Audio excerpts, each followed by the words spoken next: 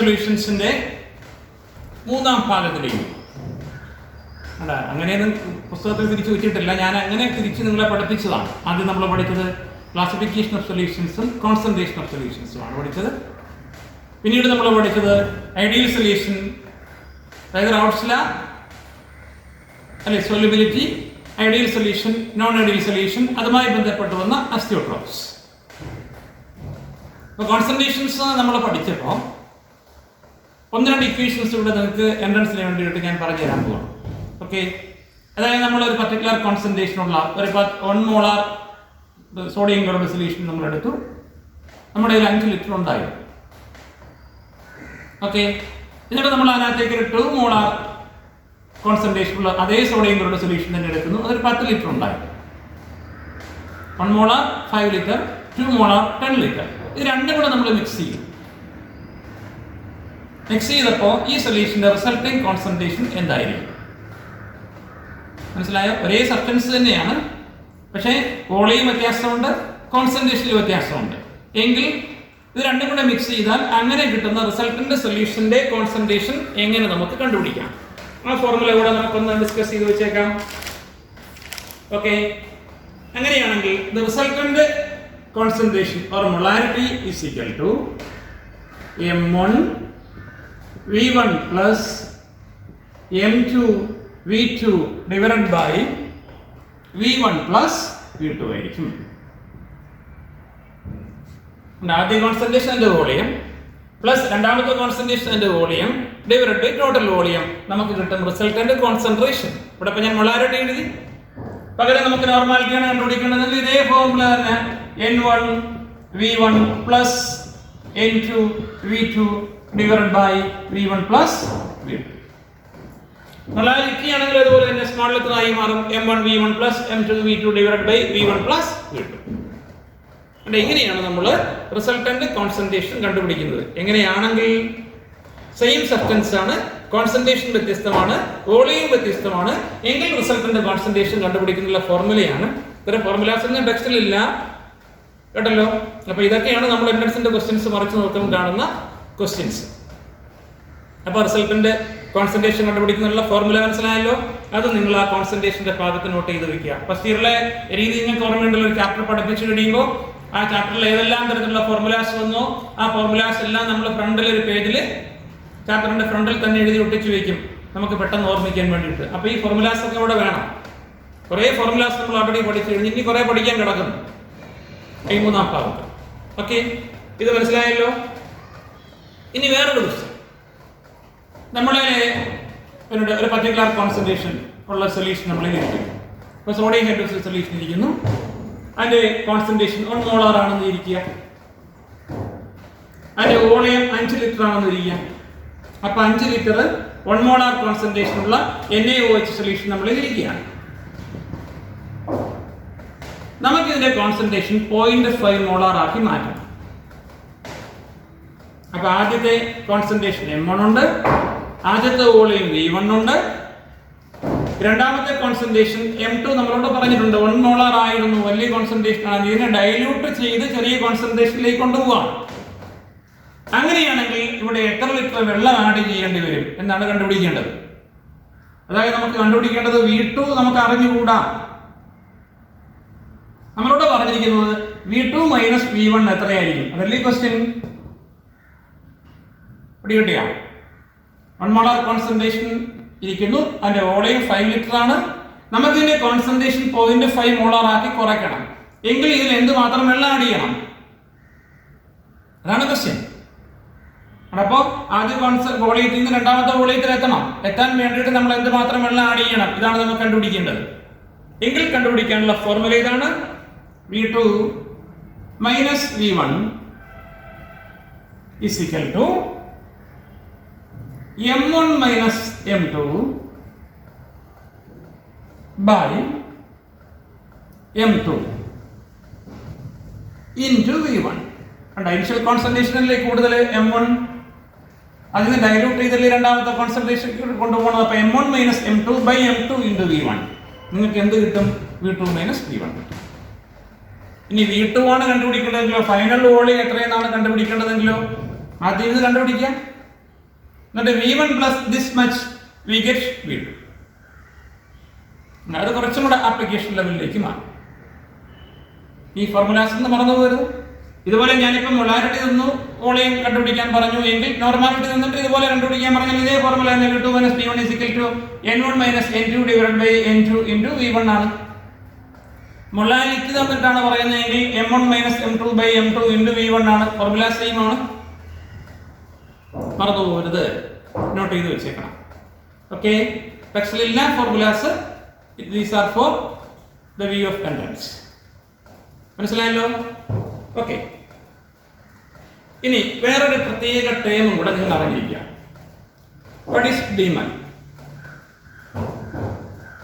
Decibel അല്ലേ, അല്ലെങ്കിൽ വോളിയത്തിന്റെ litre ഇങ്ങനെയൊക്കെ പറയുന്ന ഒരു യൂണിറ്റ് ആണ് എന്ത്? ഡിമൽ എന്ന് പറയുന്നത്. എന്താണ് ഡിമൽ? 1 mole of solute in 1 liter of solution. NB by V ആണല്ലോ മൊളാരിറ്റി എന്ന് പറയുന്നത്. നമ്മൾ എടുത്തത് 1 മോൾ സൊല്യൂട്ട് എടുക്കുന്നു, 1 ലിറ്റർ സൊല്യൂഷനിൽ ലയിപ്പിക്കുന്നു. അപ്പോൾ 1 മോൾ സൊല്യൂട്ട് 1 ലിറ്റർ സൊല്യൂഷൻ എങ്കിൽ അതിന്റെ കോൺസെൻട്രേഷൻ 1 മോൾ പെർ ലിറ്റർ. അതിനെ വിളിക്കുന്ന ഒറ്റ ടൈമാണ് എന്ത്? ഡിമൽ. വാട്ട് ഈസ് ഡിമൽ എന്ന് ചോദിച്ചാൽ പറയാമല്ലോ. 1 mole of solute in 1 litre of solution. പിന്നെ ടെമ്പറേച്ചർ ഉണ്ട് അറ്റ് 0 ഡിഗ്രി സെൽഷ്യസ്. ഏത് ടെമ്പറേച്ചറിലായിരിക്കണം? 0 ഡിഗ്രി സെൽഷ്യസിലായിരിക്കണം. അപ്പോൾ 1 മോൾ സൊല്യൂട്ട് 1 ലിറ്റർ സൊല്യൂഷനിലെ 0 ഡിഗ്രി സെൽഷ്യസിൽ ലയിപ്പിച്ചിരുന്നാൽ ആ സൊല്യൂഷന്റെ കോൺസെൻട്രേഷൻ വിളിക്കുന്ന പേരാണ് ഡിമൽ. ഇതൊക്കെ പ്രത്യേകം നിങ്ങൾ ഓർമ്മയിൽ സൂക്ഷിക്കുക. പക്ഷെ ഇതൊക്കെ നമ്മുടെ ടെക്സ്റ്റിന്റെ നമ്മുടെ നോട്ട്ബുക്കിന്റെ ചാപ്റ്ററിന്റെ ഫ്രണ്ട് ഭാഗത്ത് എഴുതി ഒട്ടിക്കേണ്ട വിവരങ്ങളിൽ വരേണ്ടതാണ്. ഇത് ടെക്സ്റ്റിൽ ഇല്ലാന്ന് പറഞ്ഞ് എഴുതി ഒട്ടിക്കാതെ ഇരിക്കരുത്. നമ്മളോട് ക്വസ്റ്റ്യൻ ചോദിച്ചാൽ നമ്മൾ ആൻസർ എഴുതാൻ ബാധ്യസ്ഥരാണ്. ഇത് സിലബസിൽ പറഞ്ഞിട്ടില്ല എങ്കിലും ഇതൊക്കെ നമ്മൾ അറിഞ്ഞിരിക്കേണ്ട കാര്യം. ടെക്സ്റ്റിൽ പറഞ്ഞിട്ടില്ല എങ്കിൽ സിലബസുമായി ബന്ധപ്പെട്ട കാര്യമായതുകൊണ്ട് നമ്മൾ ഇതൊക്കെ അറിഞ്ഞിരിക്കേണ്ടതാണ്. സിലബസിൽ പറഞ്ഞിട്ടില്ല എന്ന് നമുക്ക് പറയാൻ പറ്റത്തില്ല. ഓക്കെ, യെസ്, അത് ഇവിടെ നിങ്ങളേക്ക് ഇരിക്കട്ടെ എന്ന് വിചാരിച്ചിട്ടാണ് ഞാൻ വീണ്ടും പുറകോട്ട് പോയത്. ഇനി നമുക്ക് പുതിയ ക്ലാസ്സിലേക്ക് പോകാം. നമ്മുടെ ചാപ്റ്ററിന്റെ 3ാമത്തെ ഭാഗം.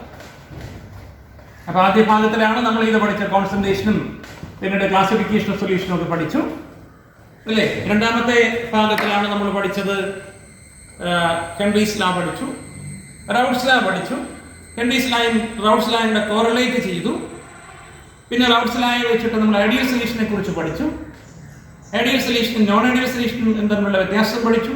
അവരുടെ graphical representation, mathematical representation, examples പഠിച്ചു. അതിൽ നമ്മൾ കുറച്ചും കൂടെ ഡെവലപ്പ് ചെയ്ത് പോയിട്ട് എന്താ പഠിച്ചത്? അസിയോട്രോപ്പ്, കോൺസ്റ്റന്റ് ബോയിലിംഗ് മിക്സ്ചർ എന്താണെന്ന് പഠിച്ചു. അത് 2 തരം എന്ന് പഠിച്ചു. അതിന്റെ ഗ്രാഫ് പഠിച്ചു, അതിന്റെ ഇക്വേഷൻസ് പഠിച്ചു. അതിന് എക്സാമ്പിൾസ് പഠിച്ചപ്പോൾ കോൺസെൻട്രേഷൻ സഹിതം എഴുതണമെന്ന് പറഞ്ഞ് പഠിച്ചു. ആ പ്രത്യേക കോൺസെൻട്രേഷൻ വിളിക്കുന്ന പേരാണ് അസിയോട്രോപിക് കോൺസെൻട്രേഷൻ എന്നിവരെ നമ്മൾ പഠിച്ചു വെച്ചു. ഓക്കെ, ഇനി നമ്മൾ ഈ ചാപ്റ്ററിന്റെ 3ാം ഭാഗത്തേക്ക് പോകും. അപ്പോൾ പകുതി നമ്മൾ പഠിച്ചു. ഇനി 3ാമത്തെ ഭാഗത്ത് 4 ഡെറിവേഷൻസ്, 4 ഗ്രാഫുകൾ, അതുപോലെ തന്നെ കുറേ ഇക്വേഷൻസ്. അതിൽ നിന്ന് എന്തായാലും 2 മാർക്കിന് ഒരു ക്വസ്റ്റ്യൻ മിനിമം ഉണ്ടാകും. 6 മാർക്കാണ് ഈ ചാപ്റ്ററിൽ. സോളിഡ് സ്റ്റേറ്റിൽ 4 ആണെങ്കിൽ ഈ ചാപ്റ്ററിൽ നിന്ന് 6 മാർക്കിന്റെ ക്വസ്റ്റ്യൻ നമുക്ക് ചോദിക്കും. അപ്പോൾ വളരെ സിമ്പിളാണ്, ശ്രദ്ധിച്ചിരിക്കുക. ഇക്വേഷൻസ് ഡെറൈവ് ചെയ്യാൻ നമുക്ക് പഠിക്കേണ്ട ആ 3rd പോർഷനാണ് കൊളീഗേറ്റീവ് പ്രോപ്പർട്ടീസ്. പേര് വ്യക്തമായ കൊളീഗേറ്റീവ് പ്രോപ്പർട്ടീസ്. നല്ല രസകരമായ ഒരു പോർഷൻ. എന്താണ് കൊളീഗേറ്റീവ് പ്രോപ്പർട്ടീസ്? പേരിൽ നിന്ന് മനസ്സിലായാലും ഇതൊരു തരം പ്രോപ്പർട്ടി ആണെന്ന്. സൊല്യൂഷനെ കുറിച്ചല്ലേ പഠിക്കുന്നത്. അപ്പോൾ സൊല്യൂഷൻസ് കാണിക്കുന്ന ഒരു തരം പ്രോപ്പർട്ടീസ് ആണ് കൊളീഗേറ്റീവ് പ്രോപ്പർട്ടീസ്. എല്ലാ സൊല്യൂഷൻസും ഈ പ്രോപ്പർട്ടീസ് കാണിക്കാറില്ല. Colligative properties are properties of very dilute solutions. വളരെ ഡൈല്യൂട്ട് ആയിട്ടുള്ള സൊല്യൂഷൻസ് മാത്രം കാണിക്കുന്ന പ്രോപ്പർട്ടീസ് ആണ് കൊളീഗേറ്റീവ് പ്രോപ്പർട്ടീസ്. ഓക്കെ, ഇനി അതിന്റെ പ്രത്യേകത എന്താണ്? പ്രോപ്പർട്ടി വെച്ചാൽ സ്വഭാവമാണല്ലോ. എല്ലാ സൊല്യൂഷനും ഇത് കാണിക്കില്ല. ആരെയും കാണിക്കുള്ളൂ? വളരെ ഡൈല്യൂട്ട് ആയിട്ടുള്ള സൊല്യൂഷൻസ് മാത്രമേ ഇത്തരം properties കാണിക്കുള്ളൂ. That does not depend on the nature of solute or solvent. സാധാരണ സ്വഭാവങ്ങൾ വെച്ചിരിക്കുന്ന സൊല്യൂട്ടിന്റെ സോൾവെന്റിന്റെ നേച്ചർ ആണല്ലോ. പക്ഷെ ഇവിടെ കൊളിഗേറ്റീവ് പ്രോപ്പർട്ടിക്ക് അതുമായി യാതൊരു ബന്ധവുമില്ല. But depends on number of particles of solute. ടെക്സ്റ്റിൽ നോക്കുമ്പോൾ പാർട്ടിക്കിൾസ് എന്നായിരിക്കില്ല, സ്കൂളിൽ പഠിപ്പിക്കുമ്പോൾ പാർട്ടിക്കിൾസ് എന്നായിരിക്കില്ല. ഞാൻ പർപ്പസ്ഫുള്ളി പാർട്ടിക്കിൾസ് എന്ന് പറഞ്ഞതാണ്, കാരണം പിന്നീട് മനസ്സിലാവും. പാർട്ടിക്കിൾസിന് പകരം number of moles of solute എന്നായിരിക്കും നിങ്ങളുടെ ടെക്സ്റ്റിൽ തന്നിരിക്കുന്നത്. അതുപോലെ തന്നെ സ്കൂളിൽ പഠിപ്പിക്കുമ്പോഴും അങ്ങനെയായിരിക്കും മിക്കവാറും നിങ്ങൾ കേൾക്കുന്നത്. അത് കുഴപ്പമില്ല, തെറ്റല്ല, ഇതും തെറ്റല്ല. പക്ഷെ ഇങ്ങനെ മനസ്സിലാക്കുന്നതാണ് കുറച്ചുകൂടെ നല്ലതെന്ന് പിന്നീട് മനസ്സിലായി. ഓക്കെ, അപ്പൊ എന്താണ് കൊളിഗേറ്റീവ് പ്രോപ്പർട്ടീസ്? വളരെ ഡൈലൂട്ട് സൊല്യൂഷൻസ് മാത്രം കാണിക്കുന്ന ചില സ്വഭാവങ്ങളാണ്. അതിന് സൊല്യൂട്ടിന്റെയോ സോൾവെന്റിന്റെയോ നേച്ചറുമായി യാതൊരു ബന്ധവുമില്ല. എന്നാൽ സൊല്യൂട്ടിന്റെ എണ്ണത്തിനനുസരിച്ച് ഈ സ്വഭാവം ചെയ്തുകൊണ്ടിരിക്കും, മാറിക്കൊണ്ടിരിക്കും. അപ്പോ അത്തരം പ്രോപ്പർട്ടീസ് ഏതൊക്കെയാണ്? അങ്ങനെയുള്ള 4 പ്രോപ്പർട്ടീസ് ആണ് നമുക്ക് പഠിക്കാൻ വന്നിരിക്കുന്നത്. ഒന്ന്, ലോവറിംഗ് ഓഫ് വേപ്പർ പ്രഷർ. നേരത്തെ നമ്മൾ പഠിച്ചു വെച്ചിരിക്കുകയാണ് ലോവറിംഗ് ഓഫ് വേപ്പർ പ്രഷർ. 2,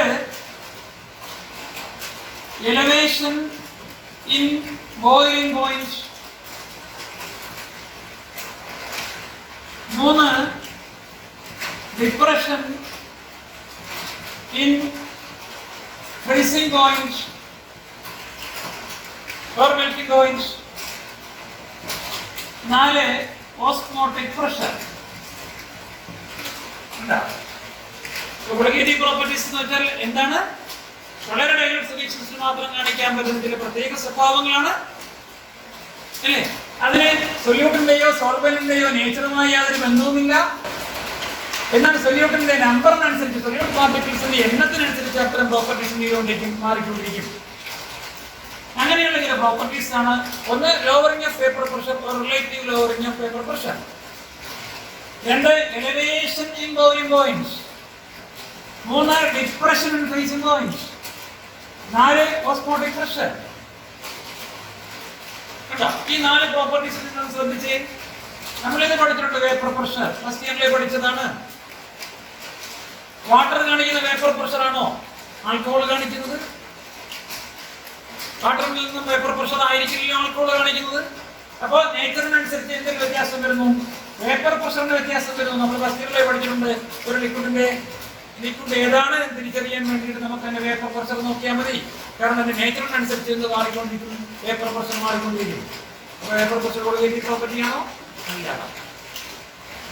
എന്നാൽ വേപ്പർ പ്രഷറിൽ ഉണ്ടാകുന്ന കുറവ് എന്തായിരിക്കും? കൊളിഗേറ്റീവ് പ്രോപ്പർട്ടി ആയിരിക്കും. ക്വസ്റ്റ്യൻസ് ഇങ്ങനെയൊക്കെ ആയിരിക്കും ചോദിക്കുക. Whether vapor pressure is a colligative property or not, substantiate your answer. നിങ്ങൾ എന്ത് പറയും? Vapor pressure is not a colligative property because vapor pressure depends on the nature of the substance.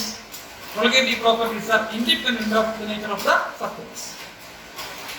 അതുപോലെ നമുക്ക് boiling point colligative property ആണോ? അല്ലല്ലോ. ഓരോ സബ്സ്റ്റൻസിന്റെയും boiling point വ്യത്യാസപ്പെടില്ലേ? നേച്ചറിനനുസരിച്ച് വ്യത്യാസപ്പെടും. അതുകൊണ്ട് ബോയിലിംഗ് പോയിന്റ് എന്നല്ല കൊളിഗേറ്റീവ് പ്രോപ്പർട്ടി അല്ല. എന്നാൽ ബോയിലിംഗ് പോയിന്റിൽ എപ്പോഴും സംഭവിക്കുന്ന എലവേഷൻ, വർദ്ധനവ്, ഹൈക്ക് കൊളിഗേറ്റീവ് പ്രോപ്പർട്ടിയാണ്. അല്ലെ ഫ്രീസിംഗ് പോയിന്റ് കൊളിഗേറ്റീവ് പ്രോപ്പർട്ടി അല്ല. എന്നാൽ ഫ്രീസിംഗ് പോയിന്റ് അഥവാ മെൽറ്റിംഗ് പോയിന്റ് സംഭവിക്കുന്ന കുറവ് എപ്പോഴാണ് കുറയുന്നത്? ആ കുറവ് എന്തുകൊണ്ട് സംഭവിച്ചു? അതൊരു കൊളിഗേറ്റീവ് പ്രോപ്പർട്ടിയാണ്. അതുപോലെ ഓസ്മോസിസ് കൊളിഗേറ്റീവ് പ്രോപ്പർട്ടി അല്ല. കാരണം എല്ലാ ലിക്വിഡിനും ഒരേ ഓസ്മോസിസ് റേറ്റ് അല്ല. ഓസ്മോട്ടിക് പ്രഷർ എന്താണ്? കൊളിഗേറ്റീവ് പ്രോപ്പർട്ടിയാണ്. മനസ്സിലായോ ഈ പറഞ്ഞത്? അപ്പൊ ഇതിൽ നമുക്ക് പഠിക്കേണ്ടത് ആദ്യം നമ്മുടെ ജോലി ഇത് കൊളിഗേറ്റീവ് പ്രോപ്പർട്ടിയാണ് പ്രൂവ് ചെയ്യുക. രണ്ടാമത്തത് അതിന്റെ ഗ്രാഫിക്കൽ റെപ്രസെന്റേഷൻ. 3, ഈ കൊളിഗേറ്റീവ് പ്രോപ്പർട്ടി ഉപയോഗിച്ച് സൊല്യൂട്ടിന്റെ മോളിക്യുലർ മാസ്. സൊല്യൂട്ട് നമ്മൾ ബി എന്നൊക്കെ റെപ്രസെന്റ് ചെയ്ത് തുടങ്ങിയത്. Solvent A, solute B, molecular mass capital M. സൊല്യൂട്ടിന്റെ മോളിക്യുലർ മാസ് കണ്ടുപിടിക്കുന്ന ഒരു ഇക്വേഷൻ ഡെറിവ് ചെയ്യുക. 4 അത് വെച്ചുള്ള പ്രോബ്ലം ചെയ്യാൻ. അങ്ങനെ 14 കാര്യങ്ങൾ പഠിക്കണം. അതിൽ നിന്ന് ഒരെണ്ണം പരീക്ഷയ്ക്ക് ചോദിക്കും 2 മാർക്ക്. സിമ്പിൾ ആണ്. ഇത്ര എണ്ണം കൂടുതലുണ്ടെന്നേ ഉള്ളൂ. അത് പഠിച്ചു വരുമ്പോൾ നമുക്ക് മനസ്സിലാവും. എന്താണ് കൊളിഗേറ്റീവ് പ്രോപ്പർട്ടി എന്ന് മനസ്സിലായല്ലോ. കൊളിഗേറ്റീവ് പ്രോപ്പർട്ടി എന്തിനെ ഡിപ്പെൻഡ് ചെയ്യുന്നില്ല, എന്തിനെ ഡിപ്പെൻഡ് ചെയ്യുന്നു. കൊളിഗേറ്റീവ് പ്രോപ്പർട്ടീസിന് എക്സാമ്പിൾസ് ആ എക്സാമ്പിൾസിൽ അന്തർലീനമായിരിക്കുന്ന ഒറിജിനൽ പ്രോപ്പർട്ടി എന്തല്ല, കൊളിഗേറ്റീവ് പ്രോപ്പർട്ടി അല്ല. കാരണം അതൊക്കെ നേച്ചറിനെ ഡിപ്പെൻഡ് ചെയ്യുന്ന പ്രോപ്പർട്ടീസ് ആണ്. മനസ്സിലായല്ലോ? ക്വസ്റ്റ്യൻസും ആൻസറും മനസ്സിലായല്ലോ? ഇനി നമ്മൾ ഇതിൽ ഓരോന്നും എടുത്തിട്ട് അത് കൊളിഗേറ്റീവ് പ്രോപ്പർട്ടി ആണെന്ന് പ്രൂവ് ചെയ്യുന്നു. ഗ്രാഫ് ഉണ്ടെങ്കിൽ ഗ്രാഫ് വരയ്ക്കുന്നു. അതിൽ നിന്ന് മോളിക്കുലർ മാസ് ഓഫ് സൊല്യൂട്ട് കണ്ടുപിടിക്കുന്ന ഇക്വേഷൻ ഡെറൈവ് ചെയ്യുന്നു. പ്രോബ്ലം അവസാനിക്കുന്നു. ഓക്കെ, അപ്പോൾ ഓരോന്നിലേക്ക് പോകാം. ആദ്യത്തത് ലോവറിംഗ് ഓഫ് വേപ്പർ പ്രഷർ. നമ്മൾ പഠിച്ചല്ലോ റൗട്ട്സ് ലോ പ്രകാരം P0A മൈനസ് PA എന്നീ lowering of vapour pressure represent ചെയ്യുന്നത്.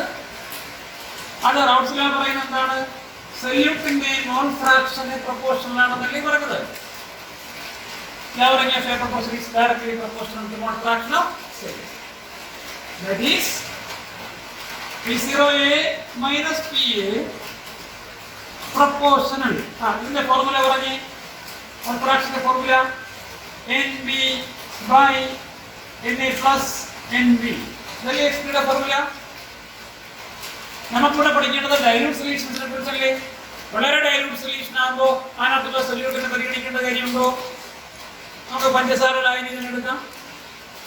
ഒരു സ്പൂൺ പഞ്ചസാര എടുത്ത് നമ്മുടെ ക്ലാസ്സിൽ ഒരു സ്പൂൺ പഞ്ചസാര എടുത്തു. ക്ലാസ് ലീഡർ മുമ്പേ നിർത്തി ആ സ്പൂൺ പിടിപ്പിച്ചിട്ട് നമ്മളെല്ലാവരും കൂടെ പകർന്നു. എല്ലാവരും കൂടെ കടക്ക ക്ഷേത്രത്തിന് ചെറിയിലേക്ക് പോയി. ആ വെള്ളത്തെ കൊണ്ടിട്ട് ഈ പഞ്ചാര കലക്കി